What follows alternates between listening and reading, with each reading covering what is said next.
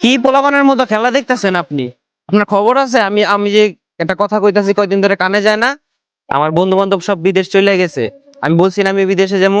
আসলে সজীব, দেখ, তোর বন্ধু বান্ধব আর তুই কি এক? ওরা কঠোর পরিশ্রম করছে, ওর বাপ দাদা সবাই।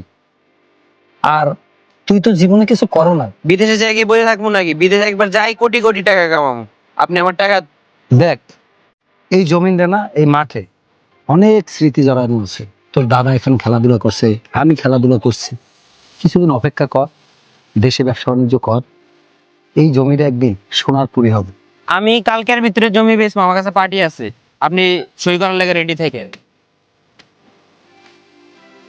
বাবা,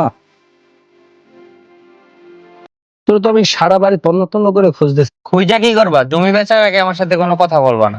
দেখ, তোর প্যারায় আর থাকতে পারলাম না। আমি মনে করছি এই জমিটা একসময় অনেক কিছু হবে, তুই সারা জীবন এটা দিয়ে চলতে পারবি। তো অনেক কম দামে জমিটা বিক্রি করছি।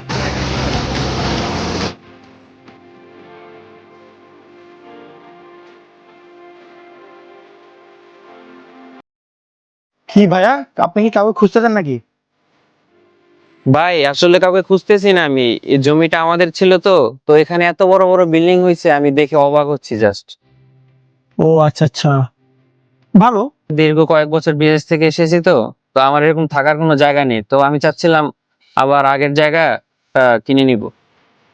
আচ্ছা ভাইয়া, আপনি বিদেশ থেকে কত টাকা নিয়ে আসছেন জমি কেনার জন্য? আসলে ভাইয়া 1,10,000-এর মতো নিয়ে আসছি। ভাবতেছি 2 বিঘার মতো জমি নিব। ভাই, কি হলো ভাই, আপনি এইভাবে হাসতেছেন কেন? আর আমার জমি আমি বিক্রি করছিলাম, এখন আবার কিনবো। বিদেশে গেছিলাম আমি বিক্রি করে। ভাই, এখানকার শতকের দামই আছে আপনার 20 লাখ টাকা। আপনি 10 লাখ টাকা আপনি কিচ্ছু পাবেন না এখানে বর্তমানে, বুঝতে পারছেন? যা নিয়ে আসছেন সেটা দিয়ে হয়তো কোনো টুকটাক ব্যবসা করেন, কাজে লাগবে। আচ্ছা ভাইয়া, ভালো থাকেন, হ্যাঁ?